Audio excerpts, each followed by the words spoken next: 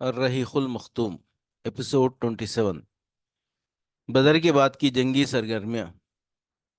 بدر کا معرکہ مسلمانوں اور مشرکین کا سب سے پہلا مسلح ٹکراؤ اور فیصلہ کن معرکہ تھا، جس میں مسلمانوں کو فتح مبین حاصل ہوئی اور سارے عرب نے اس کا مشاہدہ کیا۔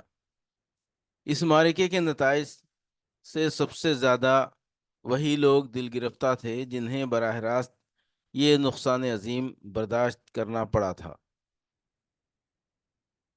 یعنی مشرکین، یا وہ لوگ جو مسلمانوں کی غلبے و سربلندی کو اپنے مذہبی اور اقتصادی وجود کے لیے خطرہ محسوس کرتے تھے، یعنی یہود۔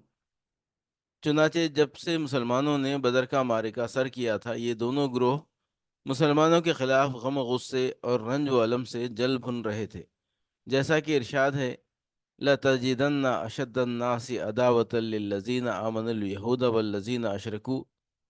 تم اہل ایمان کا سب سے زبردست دشمن یہود کو پاؤ گے اور مشرکین کو۔ مدینے میں کچھ لوگ ان دونوں گروہوں کے ہمزاد و دمساز تھے۔ انہوں نے جب دیکھا کہ اپنا وقار برقرار رکھنے کی اب کوئی سبیل باقی نہیں رہ گئی ہے، تو بظاہر اسلام میں داخل ہو گئے۔ یہ عبداللہ بن ابی اور اس کے رفقا کا گروہ تھا۔ یہ بھی مسلمانوں کے خلاف یہود اور مشرکین سے کم غم و غصہ نہ رکھتا تھا۔ ان کے علاوہ ایک چوتھا گروہ بھی تھا، یعنی وہ بدو جو مدینے کے گرد و پیش بود و باش رکھتے تھے۔ انہیں کفر اسلام سے کوئی دلچسپی نہ تھی، لیکن یہ لٹیرے اور رہزن تھے، اس لیے بدر کی کامیابی سے انہیں بھی خلق و اضطراب تھا۔ انہیں خطرہ تھا کہ مدینے میں ایک طاقتور حکومت قائم ہو گئی تو ان کی لوٹ کھسوٹ کا راستہ بند ہو جائے گا۔ اس لیے ان کے دلوں میں بھی مسلمانوں کے خلاف کینہ جاگ اٹھا اور یہ بھی مسلم دشمن ہو گئے۔ اس طرح مسلمان چاروں طرف سے خطرے میں گھر گئے، لیکن مسلمانوں کے سلسلے میں ہر فریق کا طرز عمل دوسرے سے مختلف تھا۔ ہر فریق نے اپنے حسب حال ایسا طریقہ اپنایا تھا جو اس کے خیال میں اس کی غرض و غایت کی تکمیل کا کفیل تھا۔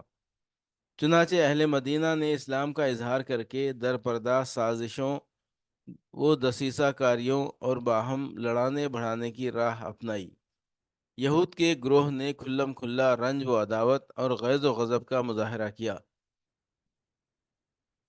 اہل مکہ نے کمر توڑ ضرب کی دھمکیاں دینی شروع کیں اور بدلہ اور انتقام لینے کا کھلا اعلان کیا۔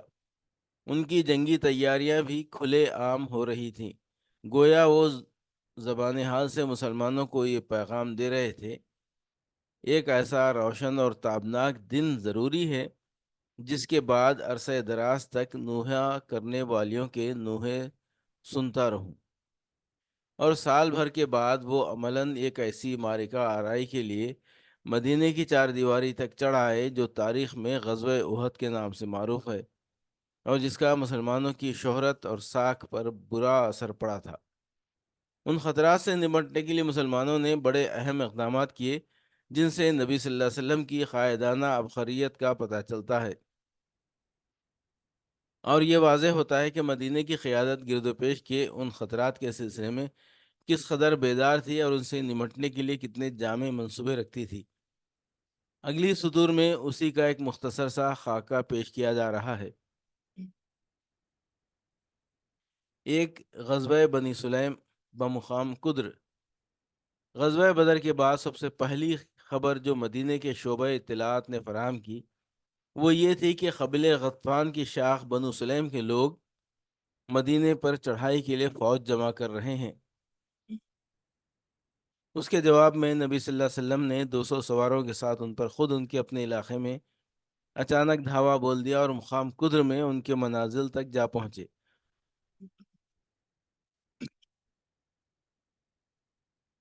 بنو سلیم میں اس اچانک حملے سے بھگدڑ مچ گئی اور وہ افراتفری کے عالم میں وادی کے اندر 500 اونٹ چھوڑ کر بھاگ گئے، جس پر لشکر مدینہ نے قبضہ کر لیا اور رسول اللہ صلی اللہ علیہ وسلم نے اس کا خمس نکال کر بقیہ مال غنیمت مجاہدین میں تقسیم کر دیا۔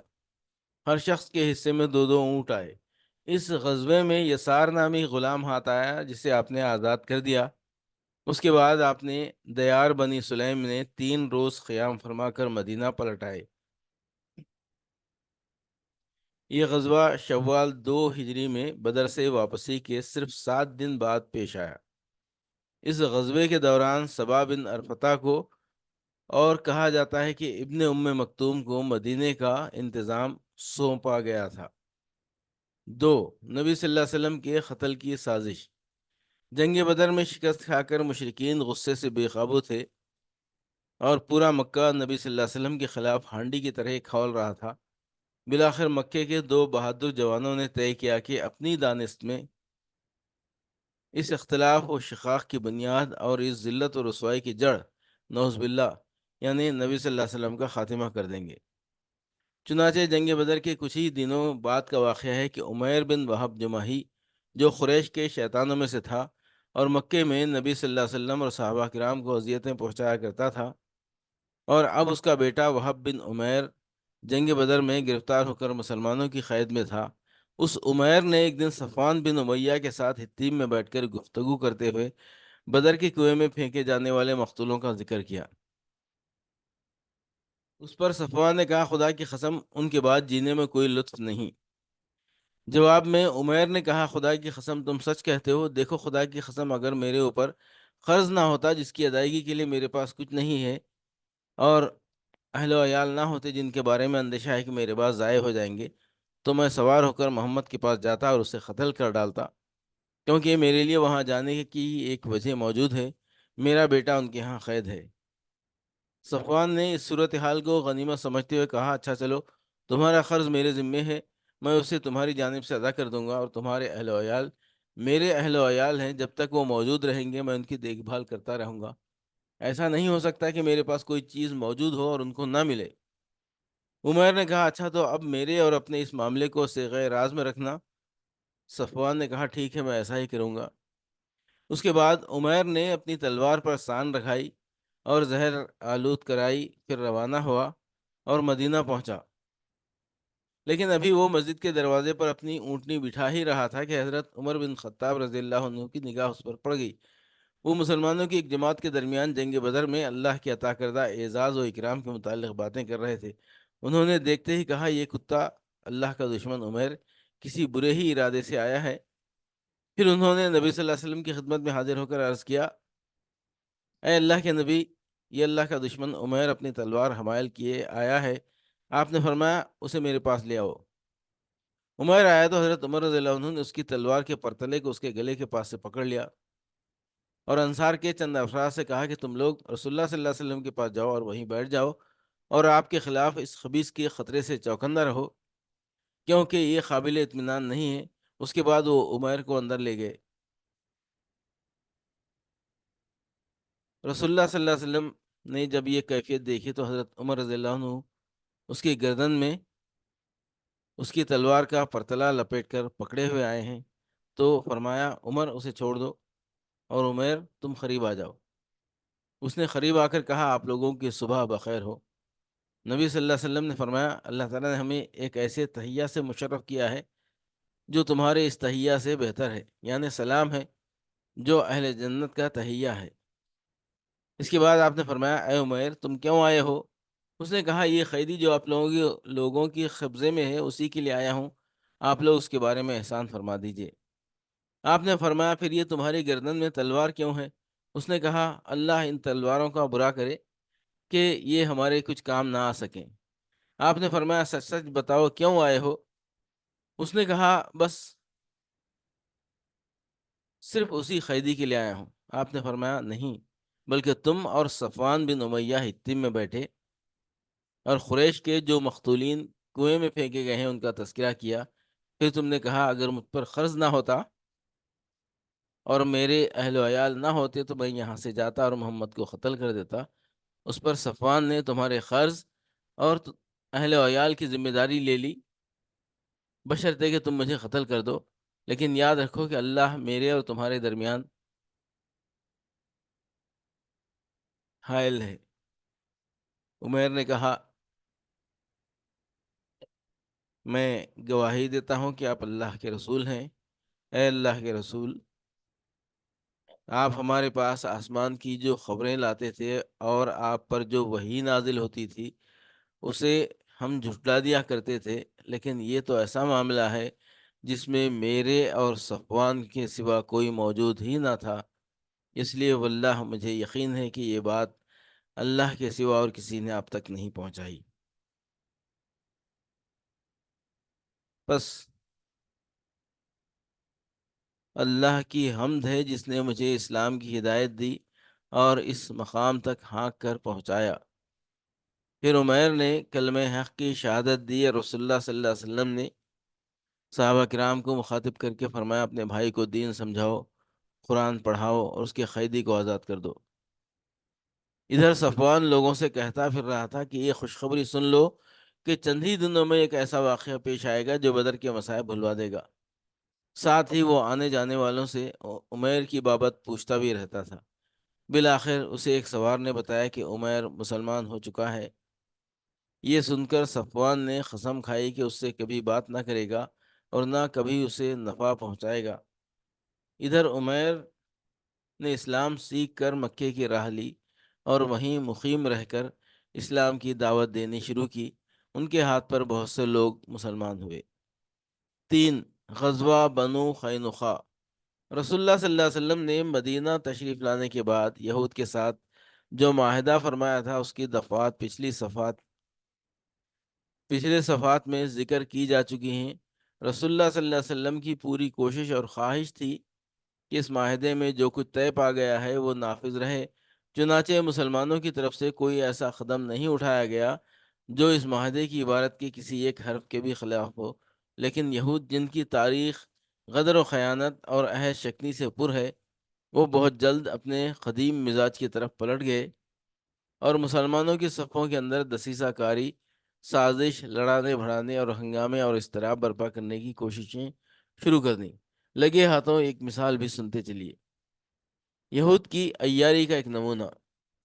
ابن اسحاق کا بیان ہے کہ ایک بوڑھا یہودی شاش بن خیس، جو خبر میں پاؤں لٹکائے ہوئے تھا، بڑا زبردست کافر تھا اور مسلمانوں سے سخت عداوت و حسد رکھتا تھا، ایک بار صحابہ کرام کی ایک مجلس کے پاس سے گزرا جس میں اوس و خزرج دونوں ہی قبیلے کے لوگ بیٹھے باہم گفتگو کر رہے تھے۔ اسے یہ دیکھ کر اب ان کے اندر جاہلیت کی باہمی عداوت کی جگہ اسلام کی الفت و اجتماعیت نے لے لی ہے اور ان کی دیرینہ شکر رنجی کا خاتمہ ہو گیا ہے، سخت رنج ہوا۔ کہنے لگا، او اس دیار میں بنو خیلہ کے اشراف متحد ہو گئے ہیں، بخدا ان اشراف کے اتحاد کے بعد تو یہاں ہمارا گزر نہیں۔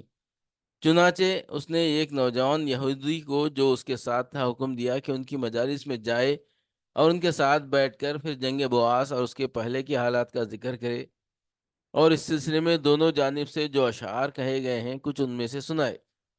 اس یہودی نے ایسا ہی کیا۔ اس کے نتیجے میں اوس و خزرج میں تو میں شروع ہو گئی، لوگ جھگڑنے لگے اور ایک دوسرے پر فخر جتانے لگے، حتیٰ کہ دونوں قبیلوں کے ایک ایک آدمی نے گھٹنوں کے بل بیٹھ کر رد و خدح شروع کر دی۔ پھر ایک نے اپنے مد مقابل سے کہا، اگر چاہو تو ہم اس جنگ کو پھر جوان کر کے پلٹا دیں۔ مقصد یہ تھا کہ ہم اس باہمی جنگ کے لیے پھر تیار ہیں جو اس سے پہلے لڑی جا چکی ہے۔ اس پر دونوں فریقوں کو تاؤ آ گیا اور بولو چلو ہم تیار ہیں، ہر میں مقابلہ ہوگا، ہتھیار ہتھیار، اور لوگ ہتھیار لے کر ہررا کی طرف چل پڑے۔ قریب تھا کہ خونریز جنگ ہو جاتی، لیکن رسول اللہ صلی اللہ علیہ وسلم کو اس کی خبر ہو گئی۔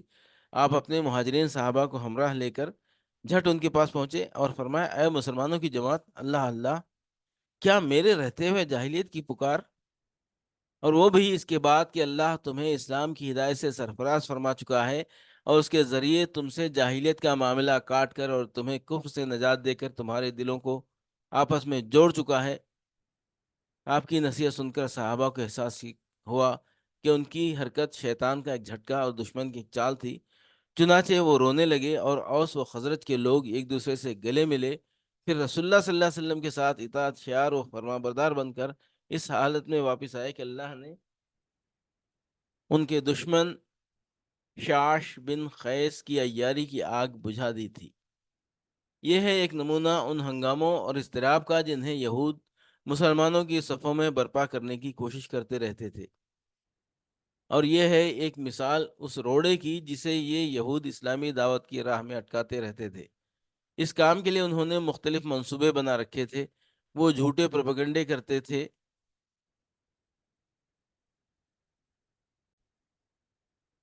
صبح مسلمان ہو کر شام کو پھر کافر ہو جاتے تھے، تاکہ کمزور اور سادہ لوح قسم کے لوگوں کے دلوں میں شک و شبے کے بیج بو سکیں۔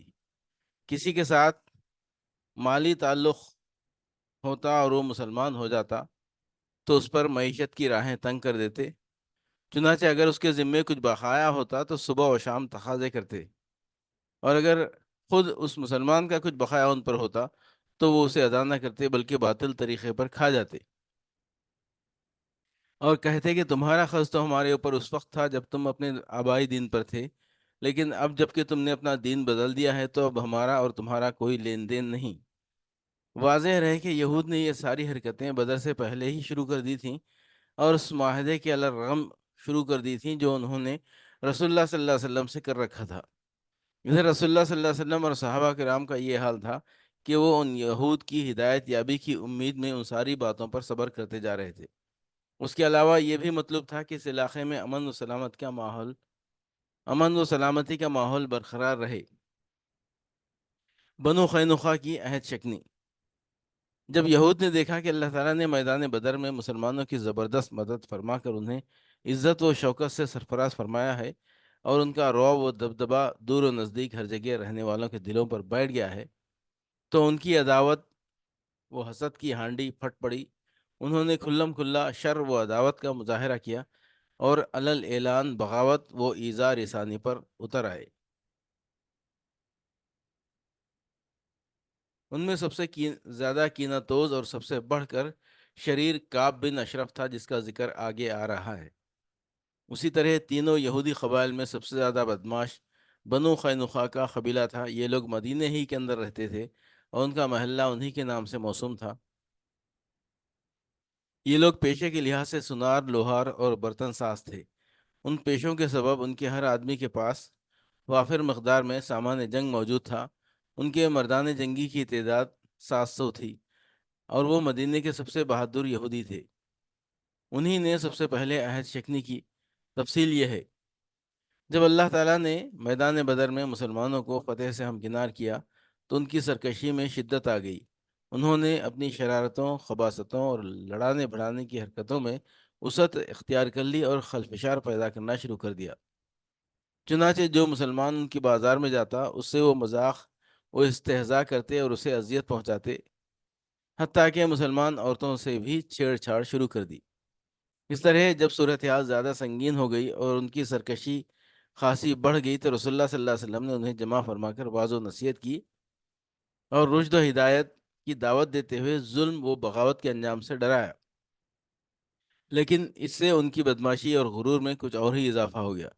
چنانچہ امام ابو داود رحمۃ اللہ علیہ وغیرہ نے حضرت ابن عباس رضی اللہ عنہ سے روایت کی ہے کہ جب رسول اللہ صلی اللہ علیہ وسلم نے قریش کو بدر کے دن شکست دے دی اور آپ مدینہ تشریف لائے تو بنو قینقاع کے بازار میں یہود کو جمع کیا اور فرمایا، اے جماعت یہود، اس سے پہلے اسلام قبول کر لو کہ تم پر بھی ویسی ہی مار پڑے جیسے قریش پر پڑ چکی ہے۔ انہوں نے کہا، اے محمد، تمہیں اس بنا پر خود فریبی میں مبتلا نہیں ہونا چاہیے کہ تمہاری مٹ بھیڑ قریش کی اناڑی اور ناآشنائے جنگ لوگوں سے ہوئی اور تم نے انہیں مار لیا۔ اگر تمہاری لڑائی ہم سے ہو گئی تو پتہ چل جائے گا کہ ہم مرد ہیں اور ہمارے جیسے لوگوں سے تمہیں پالا نہ پڑا تھا۔ اس کے جواب میں اللہ تعالیٰ نے یہ آیت نازل فرمائی، قل للذین کفروا ستغلبون وتحشرون الی جہنم وبئس المہاد قد کان لکم آیۃ فی فئتین التقطا فئۃ تقاتل فی سبیل اللہ واخری کافرۃ یرونہم مثلیہم رأی العین واللہ یؤید بنصرہ من یشاء ان فی ذلک لعبرۃ لأولی الابصار۔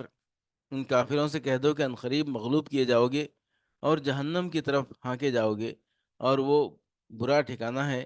جن دو گروہوں میں ٹکر ہوئی ان میں تمہارے لیے نشانی ہے، ایک گروہ اللہ کی راہ میں لڑ رہا تھا اور دوسرا کافر تھا۔ یہ ان کو آنکھوں دیکھنے میں اپنے سے دگنا دیکھ رہے تھے، اور اللہ اپنی مدد کے ذریعے جس کی تائید چاہتا ہے کرتا ہے، اس کے اندر یقیناً نظر والوں کے لیے عبرت ہے۔ بہرحال بنو قینقاع نے جو جواب دیا تھا اس کا مطلب صاف صاف اعلان جنگ تھا، لیکن نبی صلی اللہ علیہ وسلم نے اپنا غصہ پی لیا اور صبر کیا۔ مسلمانوں نے بھی صبر کیا اور آنے والے حالات کا انتظار کرنے لگے۔ ادھر اس نصیحت کے بعد یہود بنو قینقاع کی جرأت رندانہ اور بڑھ گئی۔ چنانچہ تھوڑے ہی دن گزرے تھے کہ انہوں نے مدینے میں بلوا اور ہنگامہ برپا کر دیا، جس کے نتیجے میں انہوں نے اپنے ہی ہاتھوں اپنی خبر کھود لی اور اپنے اوپر زندگی کی راہ بند کر لی۔ ابن ہشام نے ابو عون سے روایت کی ہے کہ ایک عرب عورت بنو قینقاع کے بازار میں کچھ سامان لے کر آئی اور بیچ کر کسی ضرورت کے لیے ایک سنار کے پاس جو یہودی تھا بیٹھ گئی۔ یہودیوں نے اس کا چہرہ کھلوانا چاہا مگر اس نے انکار کر دیا۔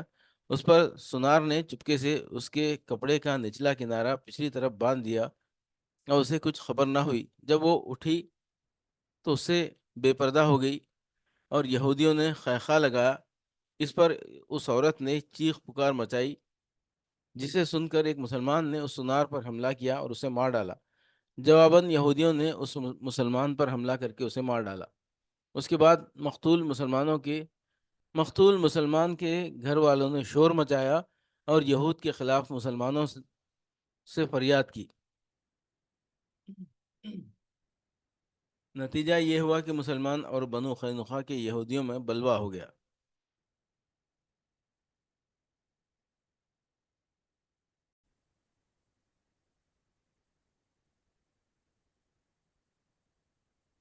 محاصرہ، سپردگی اور جلاوطنی۔ اس واقعے کے بعد رسول اللہ صلی اللہ علیہ وسلم کا صبر کا پیمانہ لبریز ہو گیا۔ آپ نے مدینے کا انتظام ابو لبابہ بن عبد المنذر کو سونپا اور خود حضرت حمزہ بن عبد المطلب کے ہاتھوں میں مسلمانوں کا پھریرہ دے کر اللہ کے لشکر کی ہمراہ بنو قینقاع کا رخ کیا۔ انہوں نے آپ کو دیکھا تو گڑھیوں میں قلعہ بند ہو گئے۔ آپ نے ان کا سختی سے محاصرہ کر لیا۔ یہ جمعہ کا دن تھا، شوال 2 ہجری کی 15 تاریخ۔ 15 روز تک یعنی ہلال ذی قعد کے نمودار ہونے تک محاصرہ جاری رہا۔ پھر اللہ تعالیٰ نے ان کے دلوں میں رعب ڈال دیا، جس کی سنت ہی یہ ہے کہ جب وہ کسی قوم کو شکست و ہزیمت سے دوچار کرنا چاہتا ہے تو ان کے دلوں میں رعب ڈال دیتا ہے۔ چنانچہ بنو قینقاع نے اس شرط پر ہتھیار ڈال دیے کہ رسول اللہ صلی اللہ علیہ وسلم ان کی جان و مال، آل و اولاد اور عورتوں کے بارے میں جو فیصلہ کریں گے انہیں منظور ہوگا۔ اس کے بعد آپ کے حکم سے ان سب کو باندھ لیا گیا۔ لیکن یہی موقع تھا جب عبداللہ بن ابی نے اپنا منافقانہ کردار ادا کیا۔ اس نے رسول اللہ صلی اللہ علیہ وسلم سے سخت اصرار و الحاح کیا کہ آپ ان کے بارے میں معافی کا حکم صادر فرمائیں۔ اس نے کہا، اے محمد، میرے معاہدین کے بارے میں احسان کیجیے۔ واضح رہے کہ بنو قینقاع خزرج کے حلیف تھے، لیکن رسول اللہ صلی اللہ علیہ وسلم نے تاخیر کی۔ اس پر اس نے اپنی بات پھر دہرائی، مگر اب کی بار آپ نے اس سے رخ پھیر لیا۔ لیکن اس شخص نے آپ کے گریبان میں اپنا ہاتھ ڈال دیا۔ آپ نے فرمایا، مجھے چھوڑ دو، اور ایسے غضبناک ہوئے کہ لوگوں نے غصے کی پرچھائیاں آپ کے چہرے پر دیکھی۔ پھر آپ نے فرمایا، تجھ پر افسوس، مجھے چھوڑ۔ لیکن یہ منافق اپنے اصرار پر قائم رہا اور بولا، نہیں، بخدا میں آپ کو نہیں چھوڑوں گا یہاں تک کہ آپ میرے معاہدین کے بارے میں احسان فرما دیں۔ 400 کھلے جسم کے جوان اور 300 زرہ پوش جنہوں نے مجھے سرخ و سیاہ سے بچایا تھا، آپ انہیں ایک ہی صبح میں کاٹ کر رکھ دیں گے؟ واللہ میں زمانے کی گردشوں کا خطرہ محسوس کر رہا ہوں۔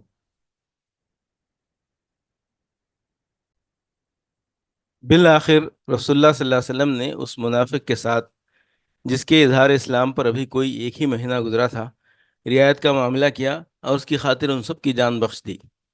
البتہ انہیں حکم دیا کہ وہ مدینے سے نکل جائیں اور آپ کے پڑوس میں نہ رہیں۔ چنانچہ یہ سب حضرات شام کی طرف چلے گئے اور تھوڑے ہی دنوں بعد وہاں اکثر کی موت واقع ہو گئی۔ رسول اللہ صلی اللہ علیہ وسلم نے ان کے اموال ضبط کر لیے، جن میں سے 3 کمانیں، 2 زرہیں، 3 تلواریں اور 3 نیزے اپنے لیے منتخب فرمائے، اور مالی غنیمت سے خمس بھی نکالا۔ غنائم جمع کرنے کا کام محمد بن مسلمہ نے انجام دیا۔ 4. غزوہ سبیق۔ ایک طرف صفوان بن امیہ، یہود اور منافقین اپنی اپنی سازشوں میں مصروف تھے، تو دوسری طرف ابو سفیان بھی کوئی ایسی کارروائی انجام دینے کی ادھیڑ بن میں تھا جس میں بار کم سے کم پڑے لیکن اثر نمایاں ہو۔ وہ ایسی کارروائی جلد از جلد انجام دے کر اپنی قوم کی آبرو کی حفاظت اور ان کی قوت کا اظہار کرنا چاہتا تھا۔ اس نے نظر مان رکھی تھی کہ جنابت کے سبب اس کے سر کو پانی نہ چھو سکے گا،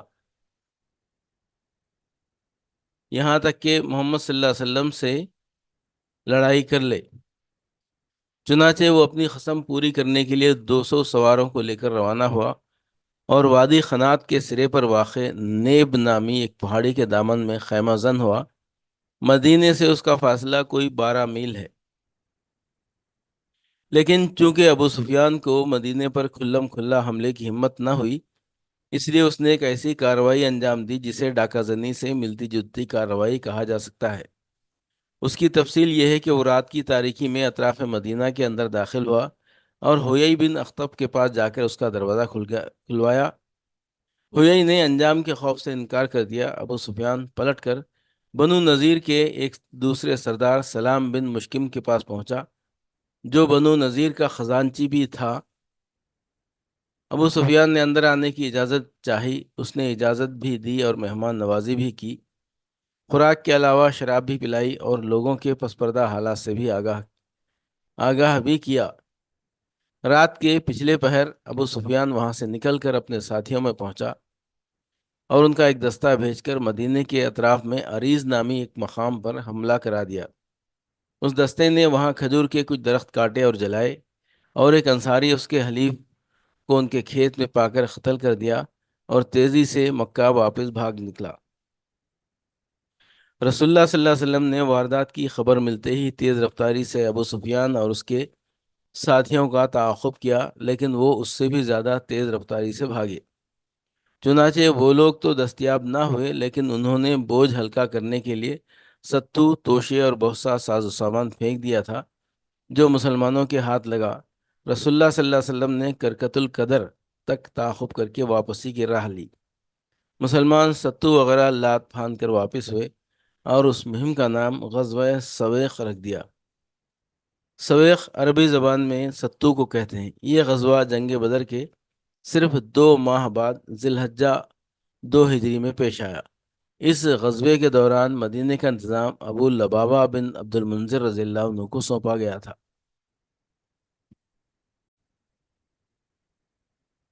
5 غزوہ ذی امر۔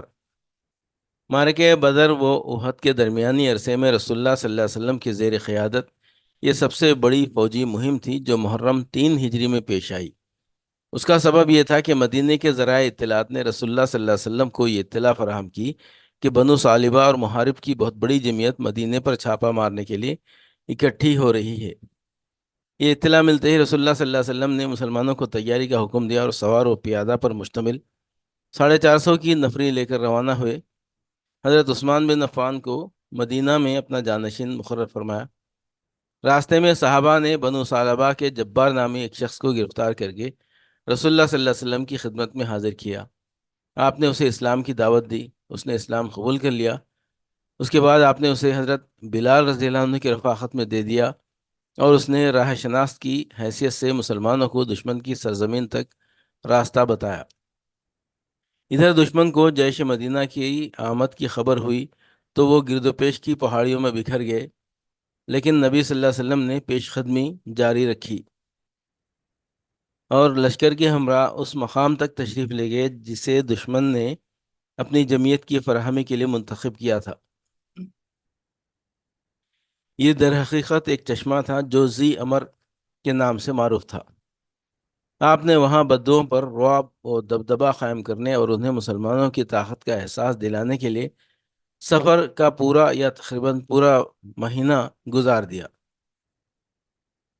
اور اس کے بعد مدینہ تشریف لائے۔ 6 کعب بن اشرف کا قتل۔ یہودیوں میں یہ وہ شخص تھا جسے اسلام اور اہل اسلام سے نہایت سخت عداوت اور جلن تھی۔ یہ نبی صلی اللہ علیہ وسلم کو اذیتیں پہنچایا کرتا تھا اور آپ کے خلاف جنگ کی کھلم کھلا دعوت دیتا پھرتا تھا۔ اس کا تعلق قبیلہ طے کی شاخ بنو نبھان سے تھا اور اس کی ماں قبیلہ بنی نذیر سے تھی۔ یہ بڑا مالدار اور سرمایہ دار تھا، عرب میں اس کے حسن و جمال کا شہرہ تھا اور یہ ایک معروف شاعر بھی تھا۔ اس کا خلا مدینے کے جنوب میں بنو نذیر کی آبادی کے پیچھے واقع تھا۔ اسے جنگ بدر میں مسلمانوں کی فتح اور سرداران قریش کے قتل کی پہلی خبر ملی تو بے ساختہ بول اٹھا، کیا واقعتاً ایسا ہوا ہے؟ یہ عرب کے اشراف اور لوگوں کے بادشاہ تھے، اگر محمد نے ان کو مار لیا ہے تو روئے زمین کا شکم اس کی پشت سے بہتر ہے۔ اور جب اسے یقینی طور پر اس خبر کا علم ہو گیا تو اللہ کا یہ دشمن رسول اللہ صلی اللہ علیہ وسلم اور مسلمانوں کی ہجو اور دشمنان اسلام کی مدح سرائی پر اتر آیا اور انہیں مسلمانوں کے خلاف بھڑکانے لگا۔ اس سے بھی اس کے جذبات آسودہ نہ ہوئے تو سوار ہو کر قریش کے پاس پہنچا اور مطلب بن ابی وداع کا سہمی کا مہمان ہوا۔ پھر مشرکین کی غیرت بھڑکانے، ان کی آتش انتقام تیز کرنے اور انہیں نبی صلی اللہ علیہ وسلم کے خلاف آمادہ جنگ کرنے کے لیے اشعار کہہ کہہ کر ان سرداران قریش کا نوحہ و ماتم شروع کر دیا جنہیں میدان بدر میں قتل کیے جانے کے بعد کنویں میں پھینک دیا گیا تھا۔ مکے میں اس کی موجودگی کے دوران ابو سفیان اور مشرکین نے اس سے دریافت کیا کہ ہمارا دین تمہارے نزدیک زیادہ پسندیدہ ہے یا محمد اور اس کے ساتھیوں کا، اور دونوں میں سے کون سا فریق زیادہ ہدایت یافتہ ہے؟ کعب بن اشرف نے کہا، تم لوگ ان سے زیادہ ہدایت یافتہ اور افضل ہو۔ اسی سلسلے میں اللہ تعالیٰ نے یہ آیت نازل فرمائی، الم تر الی الذین اوتوا نصیبا من الکتاب یؤمنون بالجبت والطاغوت ویقولون للذین کفروا ہؤلاء اہدی من الذین آمنوا سبیلا۔ تم نے انہیں نہیں دیکھا جنہیں کتاب کا ایک حصہ دیا گیا تھا کہ وہ جبت اور طاغوت پر ایمان رکھتے ہیں، اور کافروں کے متعلق کہتے ہیں کہ یہ لوگ مومنوں سے بڑھ کر ہدایت یافتہ ہیں۔ کعب بن اشرف یہ سب کچھ کر کے مدینہ واپس آیا تو یہاں آ کر صحابہ کرام کی عورتوں کے بارے میں واہیات اشعار کہنے شروع کیے اور اپنی زبان درازی و بدگوئی کے ذریعے سخت اذیت پہنچائی۔ یہی حالات تھے جن سے تنگ آ کر رسول اللہ صلی اللہ علیہ وسلم نے فرمایا، کون ہے جو کعب بن اشرف سے نمٹے، کیونکہ اس نے اللہ اس کے رسول کو اذیت دی ہے۔ اس کے جواب میں محمد بن مسلمہ، عباد بن بشر، ابو نائلہ جن کا نام سلکان بن سلامہ تھا اور جو کعب کے رضائی بھائی تھے، حارث بن اوس اور ابو عبس بن جبر نے اپنی خدمات پیش کی۔ اس مختصر سی کمپنی کے کمانڈر محمد بن مسلمہ تھے۔ کعب بن اشرف کے قتل کے بارے میں روایت کا حاصل یہ ہے کہ جب رسول اللہ صلی اللہ علیہ وسلم نے یہ فرمایا کہ کعب بن اشرف سے کون نمٹے گا کیونکہ اس نے اللہ اس کے رسول کو اذیت دی ہے، تو محمد بن مسلمہ نے اٹھ کر عرض کیا، یا رسول اللہ میں حاضر ہوں، کیا آپ چاہتے ہیں کہ میں اسے قتل کر دوں؟ آپ نے فرمایا ہاں۔ انہوں نے کہا، عرض کیا تو آپ مجھے کچھ کہنے کی اجازت عطا فرمائیں۔ آپ نے فرمایا کہہ سکتے ہو۔ اس کے بعد محمد بن مسلمہ کعب بن اشرف کے پاس تشریف لے گئے اور بولے، اس شخص نے اشارہ نبی صلی اللہ علیہ وسلم کی طرف تھا، ہم سے صدقہ طلب کیا اور حقیقت یہ ہے کہ اس نے ہمیں مشقت میں ڈال رکھا ہے۔ کعب نے کہا، واللہ ابھی تم لوگ اور بھی اکتا جاؤ گے۔ محمد بن مسلمہ نے کہا، اب جبکہ ہم اس کے پیروکار بن ہی چکے ہیں تو مناسب نہیں معلوم ہوتا کہ اس کا ساتھ چھوڑ دیں جب تک یہ نہ دیکھ لیں کہ اس کا انجام کیا ہوتا ہے۔ اچھا، ہم چاہتے ہیں کہ آپ ہمیں 1 وسق یا 2 وسق غلہ دے دیں۔ کعب نے کہا، میرے پاس کچھ رہن رکھو۔ محمد بن مسلمہ نے کہا، آپ کون سی چیز پسند کریں گے؟ کعب نے کہا، اپنی عورتوں کو میرے پاس رہن رکھ دو۔ محمد بن مسلمہ نے کہا، بھلا ہم اپنی عورتیں آپ کے پاس کیسے رہن رکھ دیں جبکہ آپ عرب کے سب سے خوبصورت انسان ہیں؟ اس نے کہا، تو پھر اپنے بیٹوں ہی کو رہن رکھ دو۔ محمد بن مسلمہ نے کہا، ہم اپنے بیٹوں کو کیسے رہن رکھ دیں؟ اگر ایسا ہو گیا تو انہیں گالی دی جائے گی کہ یہ 1 وسق یا 2 وسق کے بدلے رہن رکھا گیا تھا۔ یہ ہمارے لیے آر کی بات ہے، البتہ ہم آپ کے پاس ہتھیار رہن رکھ سکتے ہیں۔ اس کے بعد دونوں میں طے ہو گیا کہ محمد بن مسلمہ ہتھیار لے کر اس کے پاس آئیں گے۔ ادھر ابو نائلہ نے بھی اسی طرح کا اقدام کیا، یعنی کعب بن اشرف کے پاس آئے، کچھ دیر ادھر ادھر کے اشعار سناتے رہے، پھر بولے، بھائی ابن اشرف، میں ایک ضرورت سے آیا ہوں، اسے ذکر کرنا چاہتا ہوں، لیکن اسے آپ ذرا سے غیر راز ہی میں رکھیں گے؟ کعب نے کہا، ٹھیک ہے، میں ایسا ہی کروں گا۔ ابو نائلہ نے کہا، بھائی اس شخص، اشارہ نبی صلی اللہ علیہ وسلم کی طرف تھا، کہ آمد تو ہمارے لیے آزمائش بن گئی ہے، سارا عرب ہمارا دشمن ہو گیا ہے، سب نے ہمارے خلاف اتحاد کر لیا ہے، ہماری راہیں بند ہو گئی ہیں، اہل و عیال برباد ہو رہے ہیں، جانوں پر بن آئی ہے، ہم اور ہمارے بال بچے مشقتوں سے چور چور ہیں۔ اس کے بعد انہوں نے بھی کچھ اسی ڈھنگ کی گفتگو کی جیسی محمد بن مسلمہ نے کی تھی۔ دوران گفتگو ابو نائلہ نے یہ بھی کہا کہ میرے کچھ رفقا ہیں جن کے خیالات بھی بالکل میرے ہی جیسے ہیں، میں انہیں آپ کے پاس لانا چاہتا ہوں، آپ ان کے ہاتھ بھی کچھ بیچیں اور ان پر احسان کریں۔ محمد بن مسلمہ اور ابو نائلہ اپنی اپنی گفتگو کے ذریعے اپنے مقصد میں کامیاب رہے، کیونکہ اس گفتگو کے بعد ہتھیار اور رخا سمیت ان دونوں کی آمد پر کعب بن اشرف چونک نہیں سکتا تھا۔ اس ابتدائی مرحلے کو مکمل کر لینے کے بعد 14 ربیع الاول 3 ہجری کی چاندنی رات کو یہ مختصر سا دستہ رسول اللہ صلی اللہ علیہ وسلم کے پاس جمع ہوا۔ آپ نے بقیع غرقد تک ان کی مشائیت فرمائی، پھر فرمایا اللہ کا نام لے کر جاؤ، اللہ تمہاری مدد فرمائے۔ پھر آپ اپنے گھر پلٹ آئے اور نماز و مناجات میں مشغول ہو گئے۔ ادھر یہ دستہ کعب بن اشرف کے قلعے کے دامن میں پہنچا تو اسے ابو نائلہ نے قدرے زور سے آواز دی۔ آواز سن کر وہ ان کے پاس آنے کے لیے اٹھا تو اس کی بیوی نے، جو ابھی نئی نویلی دلہن تھی، کہا اس وقت کہاں جا رہے ہیں؟ میں ایسی آواز سن رہی ہوں جس سے گویا خون ٹپک رہا ہے۔ کعب نے کہا یہ تو میرا بھائی محمد بن مسلمہ اور میرا دودھ کا ساتھی ابو نائلہ ہے۔ کریم آدمی کو اگر نیزے کی مار کی طرف بھی بلایا جائے تو اس پکار پر بھی وہ جاتا ہے۔ اس کے بعد وہ باہر آ گیا، خوشبو میں بسا ہوا تھا اور سر سے خوشبو کی لہریں پھوٹ رہی تھیں۔ ابو نائلہ نے اپنے ساتھیوں سے کہہ رکھا تھا کہ جب وہ آ جائے گا تو میں اس کے بال پکڑ کر سونگھوں گا، جب تم دیکھنا کہ میں نے اس کا سر پکڑ کر اسے قابو میں کر لیا تو اس پر پل پڑنا اور اسے مار ڈالنا۔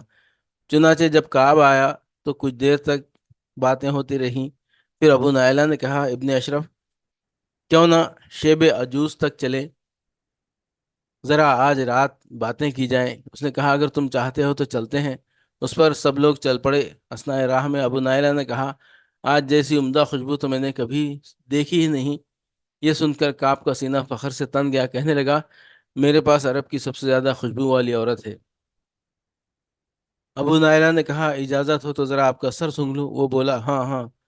ابو نائلہ نے اس کے سر میں اپنا ہاتھ ڈالا، پھر خود بھی سونگھا اور ساتھیوں کو بھی سونگھایا۔ کچھ اور چلے تو ابو نائلہ نے کہا بھائی ایک بار اور۔ کعب نے کہا ہاں ہاں۔ ابو نائلہ نے پھر وہی حرکت کی یہاں تک کہ وہ مطمئن ہو گیا۔ اس کے بعد کچھ اور چلے تو ابو نائلہ نے کہا، پھر کہا بھائی ایک بار اور۔ اس نے کہا ٹھیک ہے۔ اب کی بار ابو نائلہ نے اس کے سر میں ہاتھ ڈال کر ذرا اچھی طرح پکڑ کر بولے لے لو اللہ کے اس دشمن کو۔ اتنے میں اس پر کئی تلواریں پڑیں لیکن کچھ کام نہ دیکھ سکیں۔ یہ دیکھ کر محمد بن مسلمہ نے جھٹ اپنی کدال لی اور اس کے پیڑوں پر لگا کر چڑھ بیٹھے۔ کدال آر پار ہو گئی اور اللہ کا یہ دشمن وہیں ڈھیر ہو گیا۔ حملے کے دوران اتنی زبردست چیخ لگائی تھی کہ گرد پیش میں ہلچل مچ گئی تھی اور کوئی ایسا خلا باقی نہ بچا تھا جس پر آگ روشن نہ کی گئی ہو، لیکن ہوا کچھ بھی نہیں۔ کارروائی کے دوران حضرت حارث بن اوس کو بعض ساتھیوں کی تلوار کی نوک لگ گئی تھی جس سے وہ زخمی ہو گئے تھے اور ان کے جسم سے خون بہہ رہا تھا۔ چنانچہ واپسی میں جب یہ دستہ حرہ عریض پہنچا تو دیکھا کہ حارث ساتھ نہیں ہے، اس لیے سب لوگ وہیں رک گئے۔ تھوڑی دیر بعد حارث بھی ان کی نشانات قدم دیکھتے ہوئے آن پہنچے۔ وہاں سے لوگوں نے انہیں اٹھا لیا اور بقیع غرقد پہنچ کر اس زور کا نعرہ لگایا کہ رسول اللہ صلی اللہ علیہ وسلم کو بھی سنائی پڑا۔ آپ سمجھ گئے کہ ان لوگوں نے اسے مار لیا ہے، چنانچہ آپ نے بھی اللہ اکبر کہا۔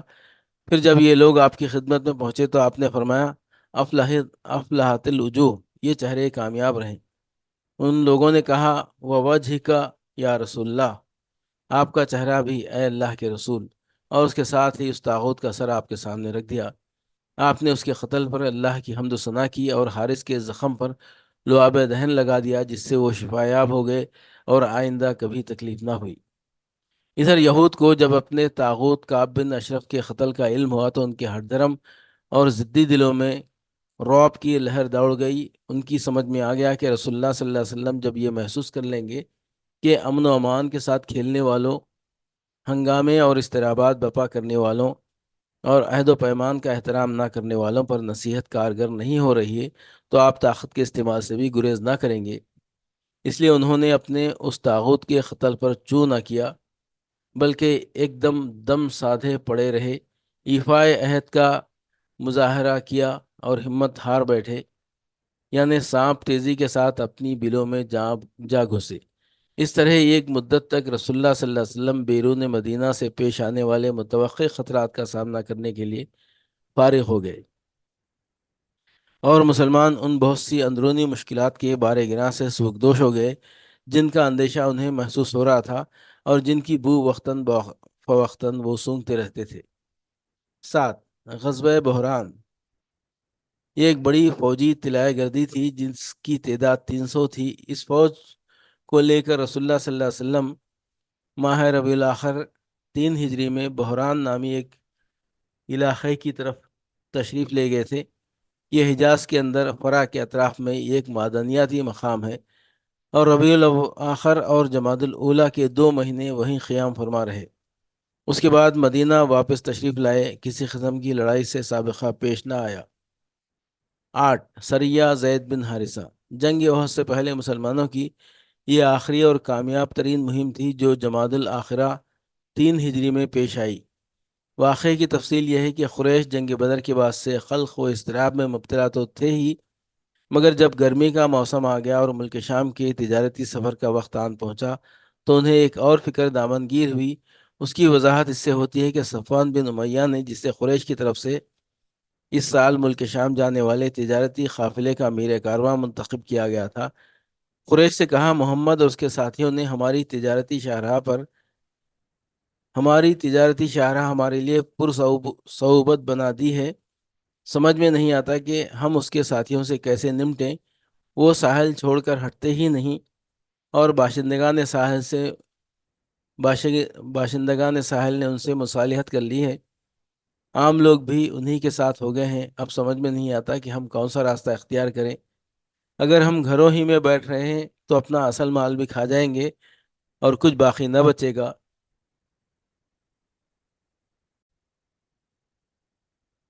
کیونکہ مکے میں ہماری زندگی کا دار و مدار اس پر ہے کہ گرمی میں شام اور جاڑے میں حبشہ کی طرف تجارت کریں۔ صفوان کے اس سوال کے بعد اس موضوع پر غور و خوض شروع ہو گیا۔ آخر اسود بن عبد المطلب نے صفوان سے کہا، تم ساحل کا راستہ چھوڑ کر عراق کے راستے سفر کرو۔ واضح رہے کہ یہ راستہ بہت لمبا ہے، نجد سے ہو کر شام جاتا ہے اور مدینہ کے مشرق میں خاصے فاصلے سے گزرتا ہے۔ قریش اس راستے سے بالکل ناواقف تھے، اس لیے اسود بن عبد المطلب نے صفوان کو مشورہ دیا کہ وہ فرات بن حیان کو، جو قبیلہ بکر بن وائل سے تعلق رکھتا تھا، راستہ بتانے کے لیے رہنما رکھ لے۔ وہ اس سفر میں اس کی رہنمائی کر دے گا۔ اس انتظام کے بعد قریش کا کارواں صفوان بن امیہ کی قیادت میں نئے راستے سے روانہ ہوا، مگر اس کارواں اور اس کے سفر کے پورے منصوبے کی خبر مدینہ پہنچ گئی۔ ہوا یہ کہ سلید بن نعمان، جو مسلمان ہو چکے تھے، نعیم بن مسعود کے ساتھ، جو ابھی مسلمان نہیں ہوئے تھے، بادہ نوشی کی ایک مجلس میں جمع ہوئے۔ یہ شراب کی حرمت سے پہلے کا واقعہ ہے۔ جب نعیم پر نشے کا غلبہ ہوا تو انہوں نے قافلے اور اس کے سفر کے پورے منصوبے کی تفصیل بیان کر ڈالی۔ سلید پوری برخ رفتاری سے خدمت نبوی میں حاضر ہوئے اور ساری تفصیل کہہ سنائی۔ رسول اللہ صلی اللہ علیہ وسلم نے فوراً حملے کی تیاری کی اور 100 سواروں کا ایک رسالہ حضرت زید بن حارثہ کلبی رضی اللہ عنہ کی کمان میں دے کر روانہ کر دیا۔ حضرت زید نے نہایت تیزی سے راستہ طے کیا اور ابھی قریش کا قافلہ بالکل بے خبری کے عالم میں خردہ نامی ایک چشمے پر پڑاؤ ڈالنے کے لیے اتر رہا تھا کہ اسے جا لیا اور اچانک یلغار کر کے پورے قافلے پر قبضہ کر لیا۔ صفوان بن امیہ اور دیگر محافظین کارواں کو بھاگنے کی سوا کوئی چارہ کار نظر نہ آیا۔ مسلمانوں نے قافلے کے رہنما فرات بن حیان کو، اور کہا جاتا ہے کہ مزید 2 آدمیوں کو گرفتار کر لیا۔ ظروف اور چاندی کی بہت بڑی مقدار جو قافلے کے پاس تھی اور جس کا اندازہ 1,00,000 درہم تھا، بطور غنیمت ہاتھ آئی۔ رسول اللہ صلی اللہ علیہ وسلم نے خمس نکال کر مال غنیمت رسالے کے افراد پر تقسیم کر دیا، اور فرات بن حیان نے نبی صلی اللہ علیہ وسلم کے دست مبارک پر اسلام قبول کر لیا۔ بدر کے بعد قریش کے لیے یہ سب سے الم انگیز واقعہ تھا، جس سے ان کے قلق و اضطراب اور غم و الم میں مزید اضافہ ہو گیا۔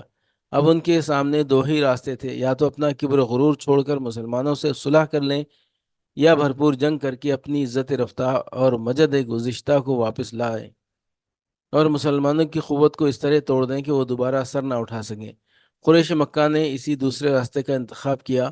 چنانچہ اس واقعے کے بعد قریش کا جوش انتقام کچھ اور بڑھ گیا اور اس نے مسلمانوں سے ٹکر لینی، ان کے دیار میں گھس کر ان پر حملہ کرنے کے لیے بھرپور تیاری شروع کر دی۔ اس طرح پچھلے واقعات کے علاوہ یہ واقعہ بھی معرکہ احد کا خاص عامل ہے۔